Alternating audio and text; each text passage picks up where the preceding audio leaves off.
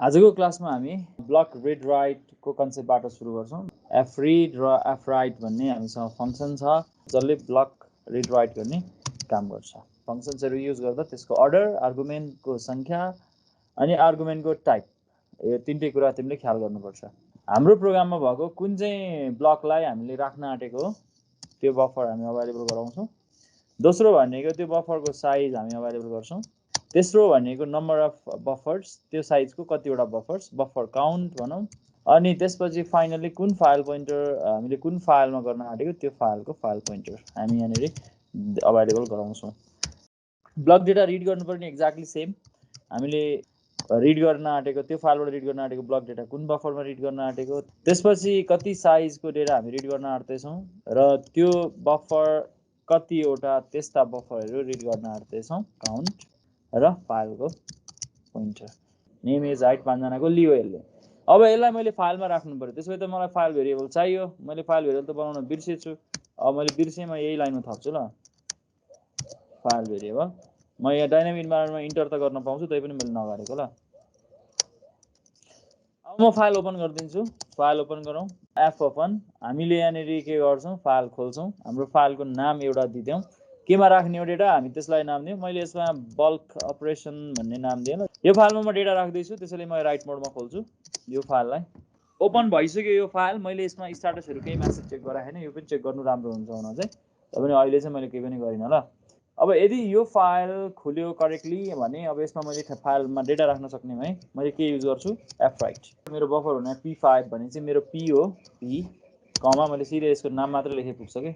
अब मैले कसको साइज दिन आँटेको, कुन साइजको, यही p कै साइज युज गर्दै भो सिधै मैले साइज अफ p भन्न सक्छु। मसँग साइज अफ भन्ने अपरेटर छ सी ल्याङ्ग्वेजमा जसले साइज क्याल्कुलेट गरिदिन्छ भेरिएबलको। तेस्रो भनेको मैले काउन्ट कतिवटा यस्तो p भन्दा एउटा मात्रै हो मलाई यसमा। र फाइनली कुन फाइलमा मैले राख्न आँटेको, fp मा। सिम्पल।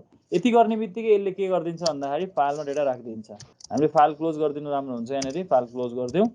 क्लोज गरिदिएँ मैले। यसलाई कम्पाइल गरौँ, यसलाई एक्जिक्युट गरौँ।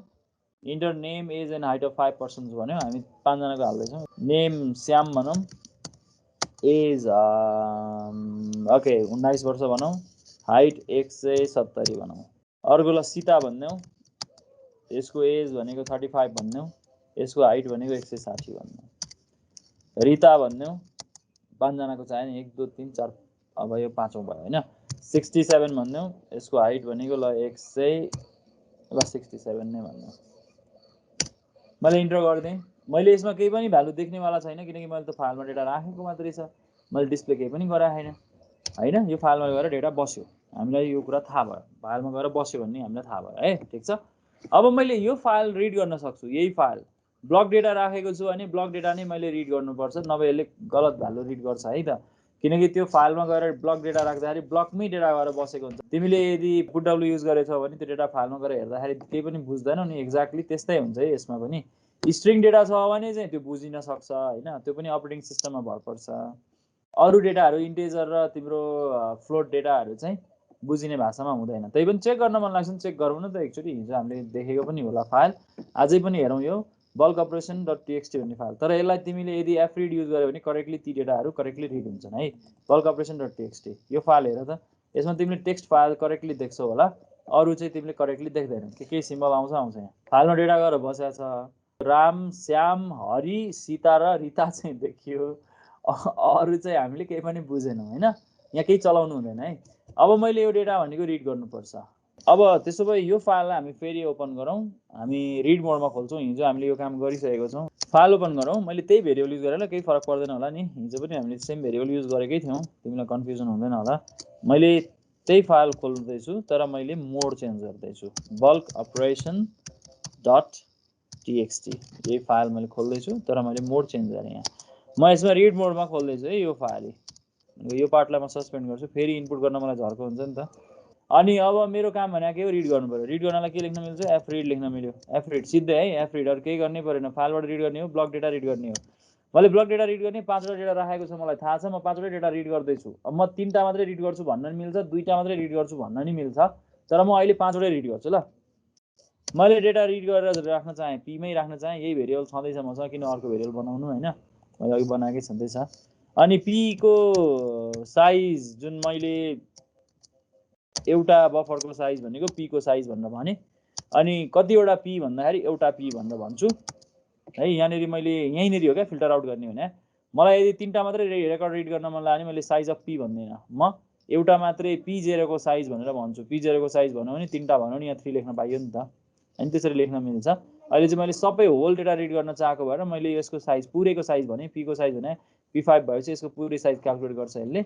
अनि कुन फाइलबाट भन्दा एएफपी भन्ने फाइलबाट रिड गरे। अब त्यसो भए हो भन्ने कुरा भयो, भेरिफाई गरौँ नि त, डिस्प्ले गरेर हेरौँ हैन। For i equals to 0 i less than 5 i plus plus display गरौँ। डिस्प्ले गर्न मैले के लेख्न सक्छु, प्रिन्टएफ लेख्न सक्छु। प्रिन्टएफ लेखौँ, डिस्प्ले गरौँ। मेरो डेटा भनेको %s भनेको नेम भयो, /t राखे ल, यहाँनिर चाहिँ नराम्रो देखिन्छ नि फेरि, /t %f। त्यो %f को पछाडि पोइन्ट भन्दा धेरैवटा डेटा 6वटासम्म आउँछ, त्यसैले मैले यहाँ 0.2 मात्रै राखेँ ल यहाँनिर।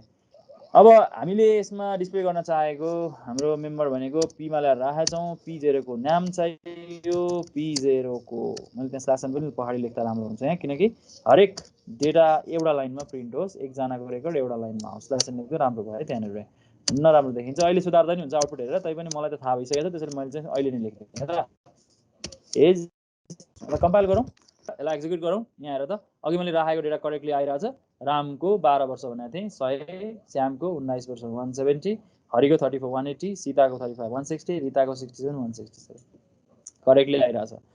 fwrite के काम गर्छ थाहा भयो, fread के काम गर्छ भन्ने कुरा तिमीलाई थाहा भयो। तिमीलाई म एउटा दुईटा मात्रै रेकर्ड रिड गर्छु भन्ने लाग्छ नि, यहाँ यसो गर्न मिल्छ हेर। यसको साइज दिँदाखेरि मैले के गर्न मिल्छ भने यसको साइज के भन्दा स्ट्रक्ट पर्सन भनेर लेख्न मिल्छ है, यसरी त्यसो गरे पनि हुन्छ, अथवा म अर्को शैलीमा पनि लेख्दिउँला। कतिवटा रिड गर्ने भन्दाखेरि मैले भन्नुलाई दुईटा मात्रै रिड गर्ने भन्न पाउँछु। दुईटा मात्रै डेटा रिड गर्ने भने चाहिँ मैले यहाँ दुईटा मात्रै डेटा रिड गर्न सक्छु, भनेको डिस्प्ले गर्दा दुईटा मात्रै डिस्प्ले गर्न सक्छु। तर लेस देन 5 लेखेँ नि, यसले 5वटै रिड गरेको हुँदैन, अरू जङ्क भ्यालु आउँछ, त्यो हेर्दा पनि हुन्छ तिमीलाई। अब मैले यहाँ 2 लेखेँ त दुईटा त डिस्प्ले गर्दा दुईटा त आउँछ नि भनेर भनिहाल्ला होइन, त्यसैले मैले लेस देन 5 लेख्दै यहाँनिर, किनकि मेरो भ्यालिड नै हो हेरेमा। तर यसले रिड गर्दा दुईटा मात्रै यस्तो साइज रिड गरेको भएकोले गर्दाखेरि यो कन्टेन्ट भनेको भ्यालिड डेटा दुईटा मात्रै आउनुपर्छ यसमा। यहाँ हेर त, तीनटा रेकर्ड रिड गर्न मन लाग्यो, मैले यसरी 3 लेख्न मिल्यो। स्ट्रक्ट पर्सन लेखेपछि यसले यसको साइज क्याल्कुलेट गर्छ। मेन कुरा भनेको यो साइज अफमा तिमीले आर्गुमेन्टमा के पास गर्छौ भन्ने कुराले फरक पार्छ। यदि तिमीले यहाँ p नै लेखिदियो भने यसकै साइज भन्ने बुझिन्छ, यहाँ तिमीले 1 नै लेख्नु पर्यो, किनकि यसले एज अ होल p लाई नै बुझाउँछ। यो कुरा बुझिन्छ होला सायद। मैले यसरी 3 लेख्यो भने यसले 3 वटा डेटा करेक्टली डिस्प्ले गर्छ। यहाँ हेर्न सकिन्छ, यसले 3टा मात्रै रिड गरेको हुन्छ, पछाडिको डेटा रिड गरेकै हुँदैन।